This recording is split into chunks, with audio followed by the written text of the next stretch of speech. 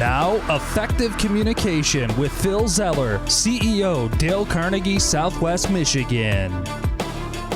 So a man once told me, if you don't stand for something, you'll fall for anything. Now think about that for a moment. Do you stand for something? Do you have beliefs? Do you follow through on those beliefs? Are you consistent with yourself? Do you know what, at the end of the day, you stand for? It's amazing, this fast-paced world we live in right now, how many people are saying what we should do or how we should be, how you should treat other people, what you're supposed to do to appease other people. Well, the question is, how do you appease another person if you don't even appease yourself? Profound questions from Phil Zeller on effective communication. How do you appease others if you don't appease yourself? Sometimes I come up with crazy stuff, but it's common sense. Oh my gosh, it's common sense. That's what makes it's not so crazy now, is it? It's rooted in common sense. And we all believe in something. The question is, do we allow it to guide us? Do we allow it to be our leverage points? And oftentimes when I'm working with people, I ask them, what is it that you would like to see happen? What is the end result? Where do you want this to go? And you would think that that would be an easy answer to give. And oftentimes it's not. And it's not because people don't really think far enough to go 3, 4, 5 questions deep on why they're doing something. I mean, oftentimes in life, it's amazing how much information people have access to, but it's also amazing how deep that goes. It doesn't go that far.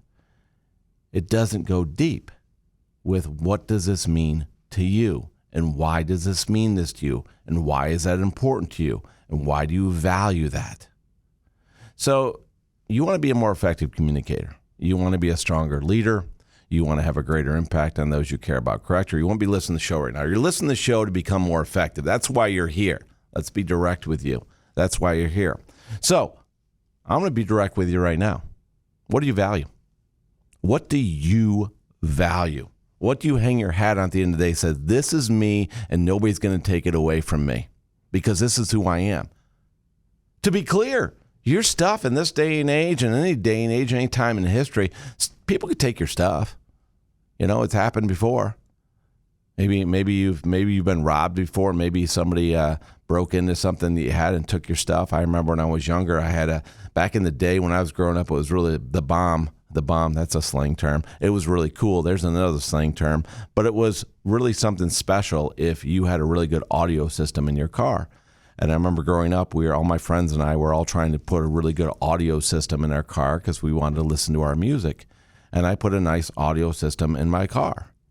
And my car was a beat-up truck. It was an old 77 Suburban, a Chevrolet Suburban. It was beat up. It was rusted out, but it had a good stereo system in it. Sounds like a country music song. But there ain't nothing wrong with the radio. Country music right there.